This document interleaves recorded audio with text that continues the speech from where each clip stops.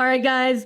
Today, we're going to give you an overview of the female menstrual cycle to establish a really good foundation going forward so that we can get into more of the practical applications of how you as a female can best support your training and nutrition during different phases of your cycle. So let's go ahead and jump in. Geena, give us a broad overview. What is the menstrual cycle? And then we'll dive into phases and all of that. Yeah, so really the menstrual cycle is, for lack of simpler terms, it can range anywhere from 24 to 35 days. So that anywhere within that range is normal. Now, kind of the caveat here is normal for you might be 24 days. Normal for me might be 35 days. However, we don't want that to vary more than 1 to 3 days. So if you're someone who you're typically like 24 to 25 days, that's awesome. You shouldn't be jumping all over that range. So as long as you're within the 24 to 35 days, and your cycle on a monthly basis isn't ranging by more than 1 to 3 days, we would consider that a normal menstrual cycle. Mm-hmm. And so when you're thinking about just the menstrual cycle as a whole, day 1 is considered when you start to bleed. So if you're trying to track your menstrual cycle, day 1 is the first day you have a bleed. That is the bleeding phase. So we have that phase. Right from there, we go into the follicular phase, which they're kind of the follicular phase accompanies the bleeding phase, and then we go into the luteal phase. So there's really 3 phases, but the bleeding phase is intertwined with the follicular phase. Mm-hmm. And so when you're sorry, did you interject? You're good. You're good. I don't want to interrupt you. I'm going to interject. You're the one that knows a ton more than me on this. But so I know there's a lot of conflicting information out there. Like some people say 21 days to 35 days is normal. I've heard the 24, what you just said. But yeah. As far as, and then some people also say there's 4 phases, right? If you include ovulation. So bleeding, follicular, ovulation, and then luteal. So I'm clarifying for people who might have seen something different because I 100% just the caveats. So, yes. And the thing about your menstrual cycle is that ovulation is the main event. So if you are not ovulating, then that would be called an anovulatory cycle. And so really what we're looking for with having a cycle is not the bleed itself. That's kind of the byproduct. What we're looking for is ovulation. So just to circle back is, so day 1 is when you start to bleed. What's really happening there is that the entire purpose of the menstrual cycle is your body's trying to get pregnant. Whether you are or not, that is the goal of menstruation, right? Ovulation is to get pregnant. So really what happens is when you bleed, you're excreting your endometrium, your lining. And so pretty much when you're bleeding, you're tanked with every hormone. Estrogen's low, progesterone's low, and both of the stimulating hormones are also low. So that's why when you are actually bleeding, people tend to have some cramps. They maybe have some mood swings. They're a little bit more irritable. So that's why our hormones are all kind of at this 0 range. Now, after your bleed stops, right away what happens is that your brain, your hypothalamus, which is like this master control center, it's getting inputs constantly, right? So it is getting inputs from your ovaries. Your ovaries and your brain are totally connected. And so your ovaries essentially send a signal to your brain that estrogen needs to be produced. We're not having enough estrogen. And so follicle stimulating hormone is then released, which grows an egg. And so that's really the start of the process after you have a bleed, is that your ovaries communicate to your brain, hey, we need some estrogen in here. Your brain secretes FSH, and that is what allows a follicle to grow. And your follicle actually has multiple eggs, but the one that matures the fastest, or essentially is the strongest egg, is the one that would become an embryo if you were to get pregnant. And so essentially that first half of your phase, the follicular phase, named very well because your follicle is growing, your estrogen is going to go up, up, up, up, up. And then at a certain point, what happens is luteinizing hormone is secreted, which says, hey, this egg is mature and it's ready to be kind of distributed down the fallopian tube.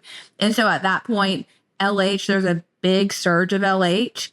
And that is when we enter the second half of the menstrual cycle, the luteal phase. So that point in time where LH is surging is what triggers ovulation to happen. So pretty much that pulse of LH, your egg is released. That's that ovulation, the main event of your menstrual cycle. And then after that, you enter into your luteal phase. And I'll say this, and then I know you probably have some stuff to add, Ellie. During your luteal phase, LH comes in pulses. And so it's not a consistent like elevation of LH. It really comes in pulses. And the only way you can make progesterone is from ovulation. Your corpus luteum, which forms after you ovulate, that's what happens. That is what secretes progesterone. So if you don't ovulate, you don't make progesterone. And so that's the only way our bodies can make it. Whereas estrogen can be made through like fat cells and other ways, progesterone cannot. So that's the only way our bodies produce it. So you'll notice in the first half of the cycle, pretty much no progesterone. As soon as we have that LH surge and those pulses, progesterone stays elevated. And then if you do become pregnant, then that is going to continue to produce progesterone through HCG. And if you do not get pregnant, then that is when we see the bleed start to happen. The corpus luteum kind of dies essentially, and then you have your bleed. So that's kind of the menstrual cycle 101.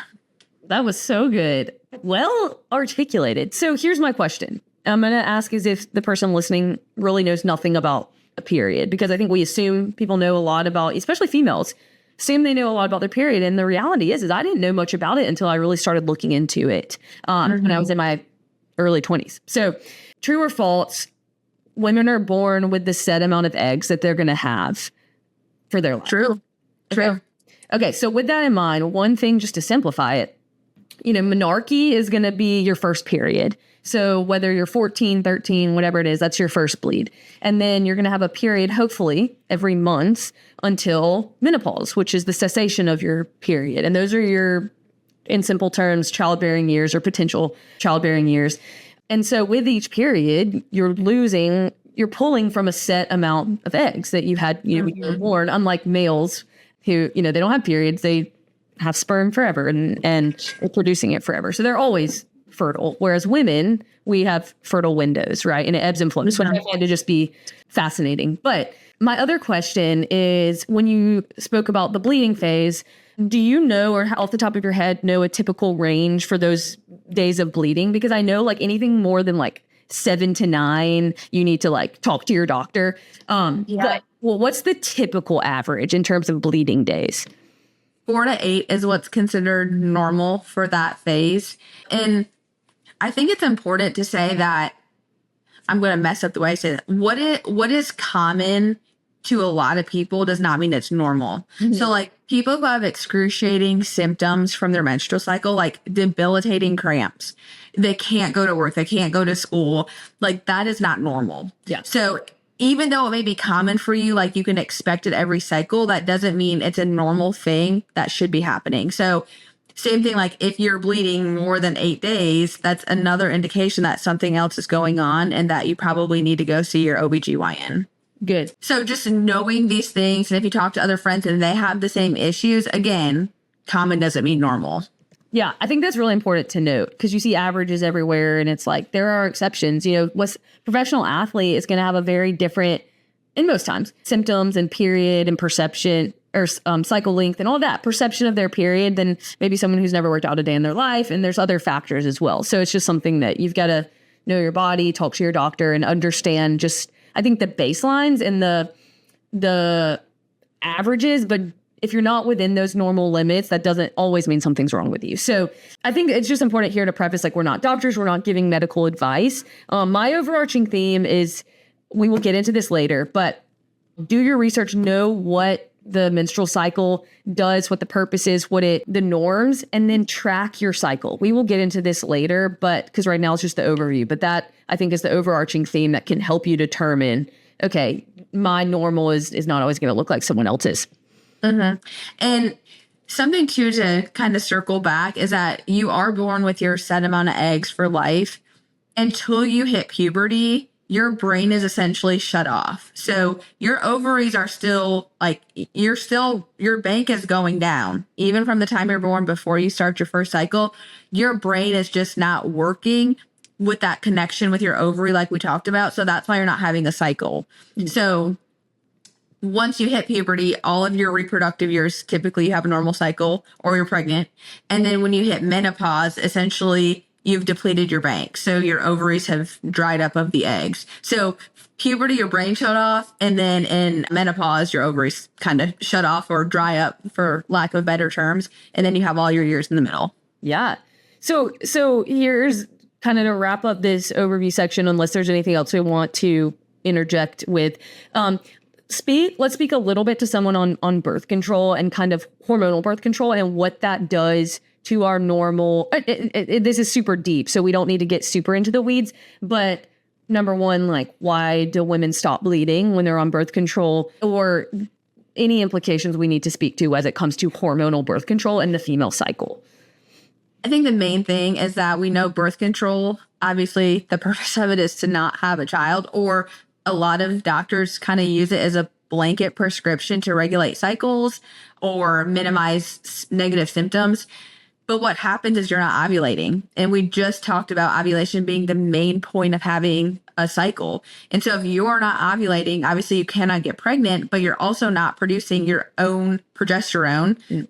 And the first half, it's giving you a synthetic estrogen. And so I'm not bashing birth control. Like I truly feel like everyone should have, you can have a choice in it, whether you take it or not. I think it does help some people manage symptoms like of endometriosis, but just for the average person, you shut down your own production of sex hormones and you're relying on a synthetic estrogen and progesterone. So your ovulation stops. So all of the benefits from estrogen and progesterone, you're actually not getting because you're taking a pill form versus your body being able to do it on its own. Yeah. And just to speak to that really quick. So I have kind of tongue in cheek, but not really, referred to the female menstrual cycle as the sixth vital sign for a female, because it allows you to, in the same way that we have a range for normal heart rate, right? Like 60 to 100 beats per minute. If you're outside of that range, you either need to say, oh, okay, I'm 40 beats per minute because I'm an elite athlete. Or if I'm consistently at my resting heart rate, 112 beats per minute, which is above the high range, maybe I should look into talking to a doctor or something, and just kind of like, it's a red flag, right? Just to, hey, let me look deeper. With the female menstrual cycle, if you're someone who's not on hormonal birth control and you're missing a lot of periods, or you find out that you're having anovulatory cycles, or for whatever reason, your symptoms are really, really bad, way worse than they should be, that is a dashboard light to kind of tell us, hey, something under the hood needs to be investigated. It doesn't mean something's like wrong with you always, but you might have endometriosis. You might have PCOS. You might not be eating enough. You might be like training so high and not recovering at the same level that you need to be. So it's a beautiful thing to be able to look at our body and our cycle and know when something's thrown off so that we can look under the hood and fix what we need to fix. But with hormonal birth control, that's not going to be as you're taking, like Geena said, you're getting synthetic hormones and you're not able to really be as aware of different issues. So I think it's just important to know that that is happening when you're on synthetic hormones. You just need to be aware of that and know, hey, like, am I doing the lifestyle things I should be doing, fueling myself enough, all of that to make sure I'm checking off the boxes that my body otherwise might be alerting me of if I'm not on hormonal birth control. Okay, so now we want to talk about how you can track your menstrual cycle so you know which phase you're in. And then we're going to talk about maybe how we can adjust some things lifestyle wise and how that can, be played out on a daily basis. So like we talked about, day one is considered the first day of bleeding. And then after you stop bleeding, we pretty much just merge right into the follicular phase.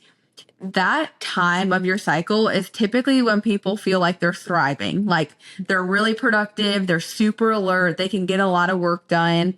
If you're an avid gym goer, you might feel a little bit stronger, you can hit PRs, higher intensities. It's really because that is an estrogen dominant phase, right? We're producing estrogen fairly rapidly. And estrogen actually helps us to dissipate heat. So during this phase, that is typically why people feel better in the gym, is because their core body temperature doesn't get as hot. And it's also like if you have an Oura ring or you're tracking basal body temperature, your temps are going to be a little bit lower compared to normal. And so during that phase, typically we just feel a little bit better. And then remember, right after your egg is mature enough, that LH will surge, and that's when ovulation happens. Sometimes, and this is totally dependent on the person, they will maybe get a little crampy, right? Because really what happens is you do have contractions, and some people can feel it, some people can't. So like if I ovulate, I have no idea it's happening, whereas I have a friend who knows every single time she does. So it totally depends on the person. But after that ovulation phase, we go into a progesterone dominant phase. So whereas the follicular phase was estrogen dominant, the luteal phase is progesterone dominant. And progesterone is kind of our calming, feel good. You maybe want to just like cuddle up with a book. You feel a little bit, I don't want to say lazy, but maybe more tired, more easily tired. You feel hungrier. So typically that second half of the phase, you might notice your energy shift somewhat. Now, here's the thing. I think people play into these a little bit too much. And so the mind is a very powerful thing. And so if you know after you ovulate that you're probably going to feel a little bit more tired and you're not going to be able to work out as hard, your brain's probably going to make you feel that way even more so than you typically would. So I don't want to say that and then you just go into your next cycle thinking, oh, I'm just not going to work out, or it's going to be super low intensity. I think it's kind of a cop-out, honestly. But if you're noticing changes, that would be why. So if you're not, that's totally fine. But if you are, that could be why. But you will know you ovulate typically by a change in your cervical mucus pattern. That's an indicator that you've ovulated.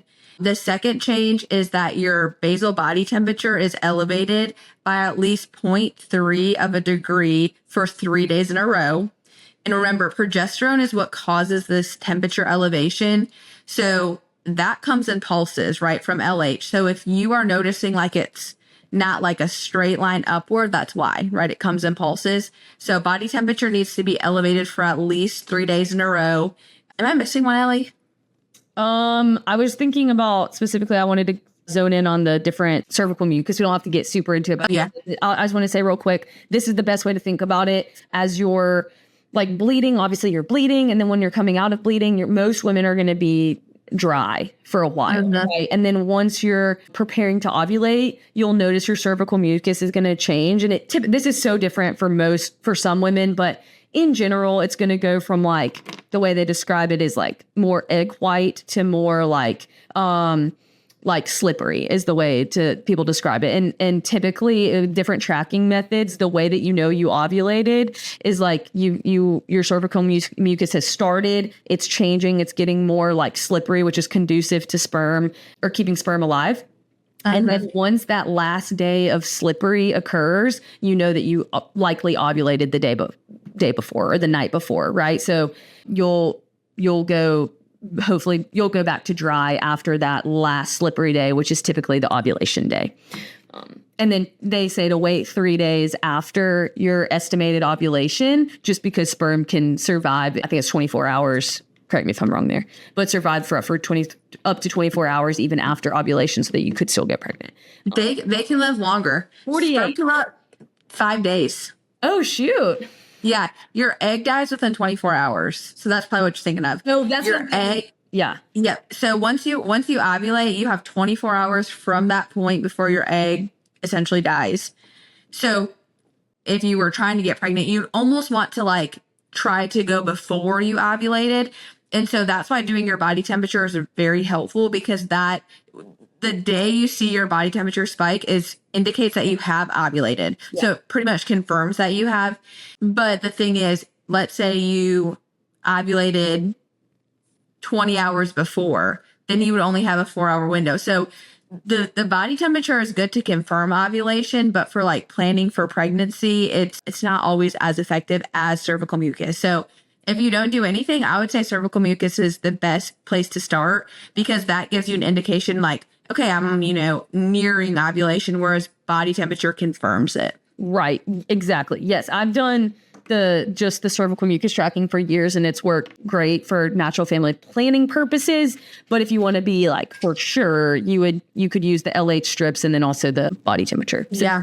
okay, I kind of got us off track, but what I will just say, and Geena, interject it at any point, is that the bottom line is that you are, as a female, you are gonna feel different at different points in your cycle. Like that's just a non-negotiable because our hormones are fluctuating so drastically and things are all over the place at different points in your cycle. Like you will feel different on day 1 than on day 15, 14, 16. It just changes each and every day. So I go back to, changing your training cycle or being obsessed with what type of training that you do on a certain day number is really, number one, I think just ridiculous, right? I think you need to go by feel, and to touch on what Geena said, perception really matters here because some women are going to feel amazing in this same phase that another woman might feel terrible.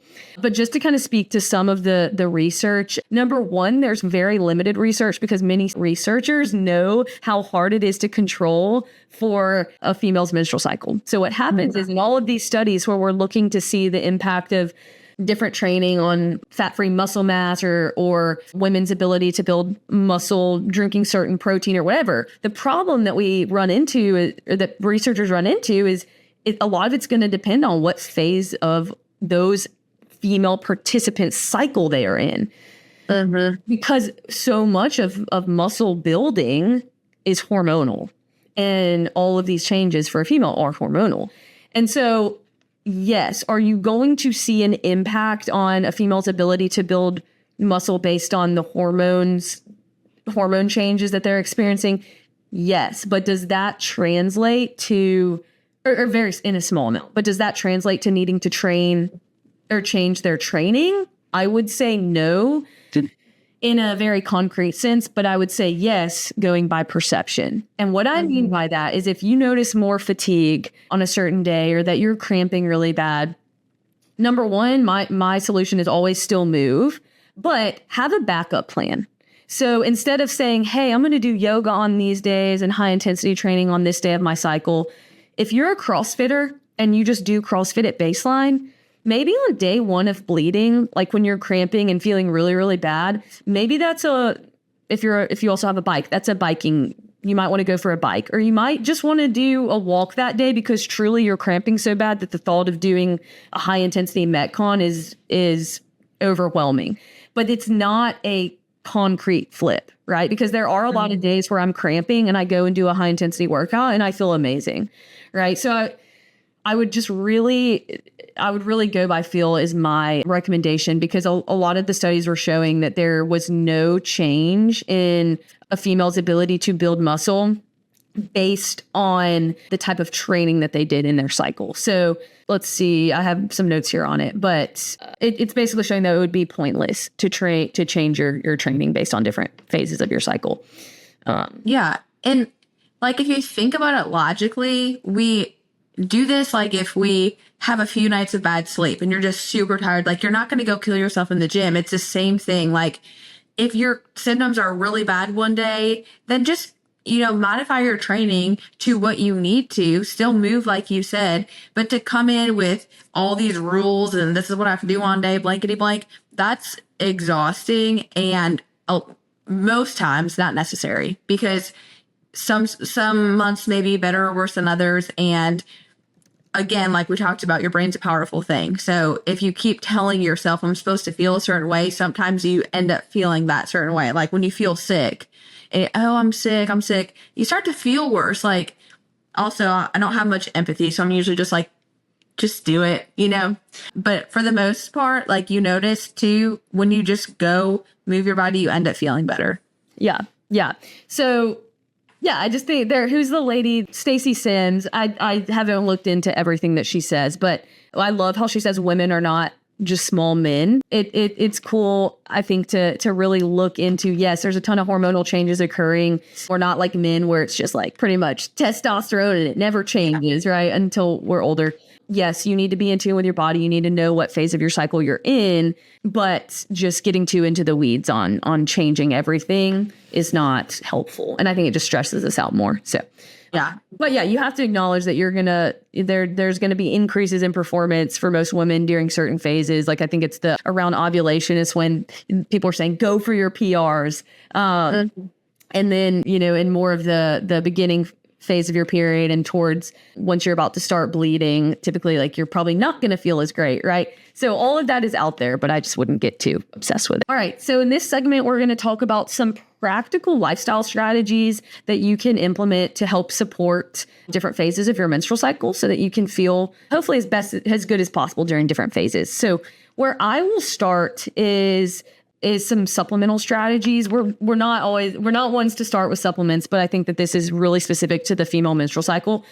So if you are someone who really struggles with like bad period cramps and it's not related to something underlying like PCOS or endometriosis, something that I have found that really helps is supplementing with magnesium glycinate and potassium.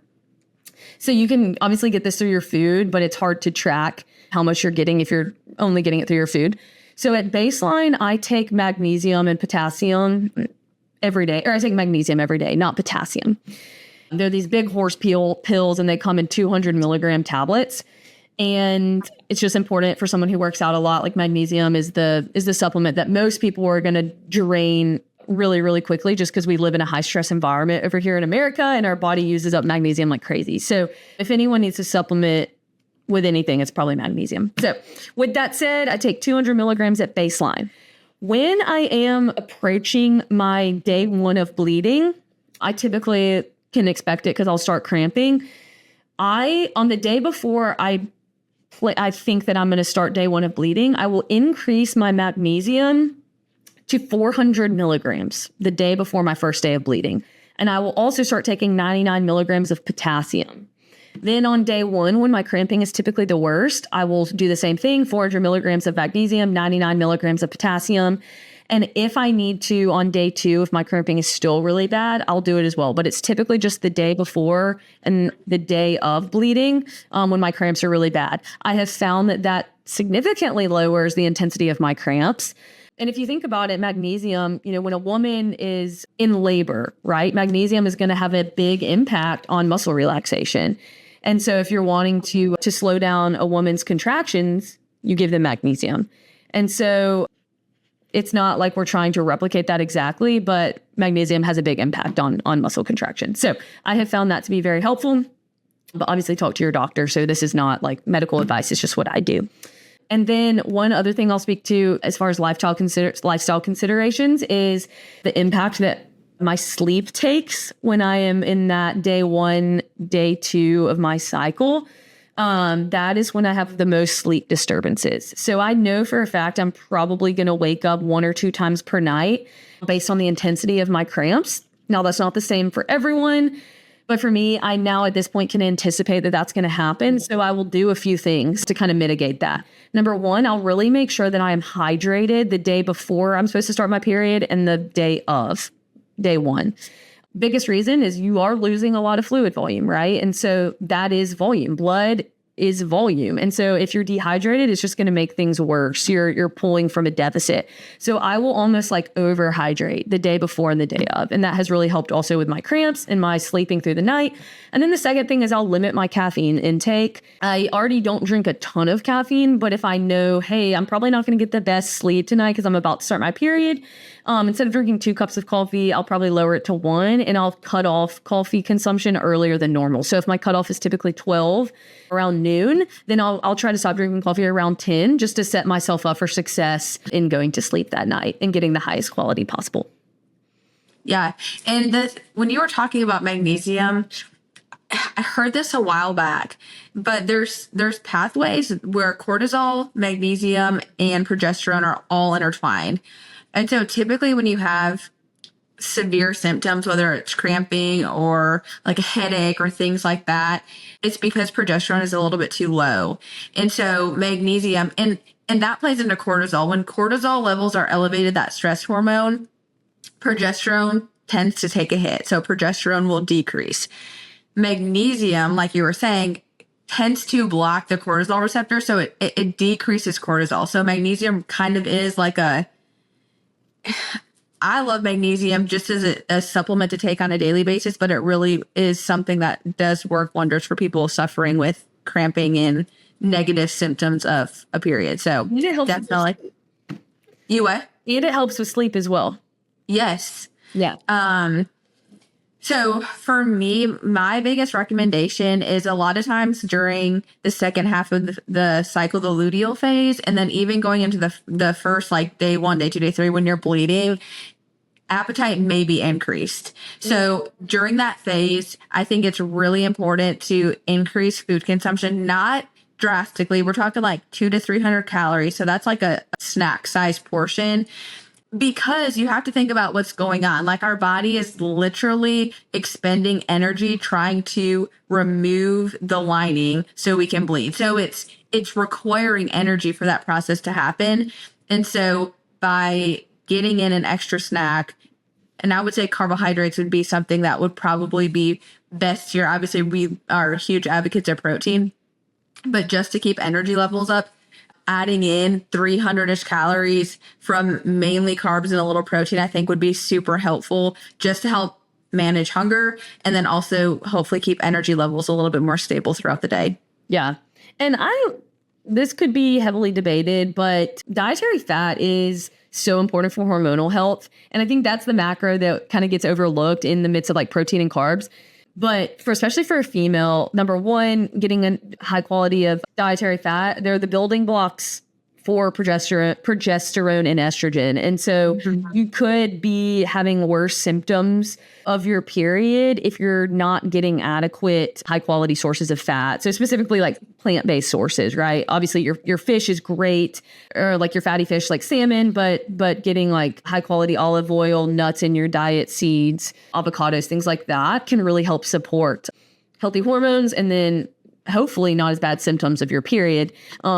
And then also not to be neglected, fat soluble vitamins are really important, which are K, A, D, and E. So if you're consuming all of the great fats that you need, but you're not getting enough of the vitamins that are going to help you absorb that, K, A, D, and E again, then it's kind of like you're missing out on a lot there. So vitamin D, E, like one big way, just go spend time in the sun. So maybe you're feeling really crappy, you're cramping a lot. Go for a walk outside in the sun. Make sure you're eating a lot of high quality plant-based fat sources, leafy greens, all of that, so that you can set yourself up for success hormonally.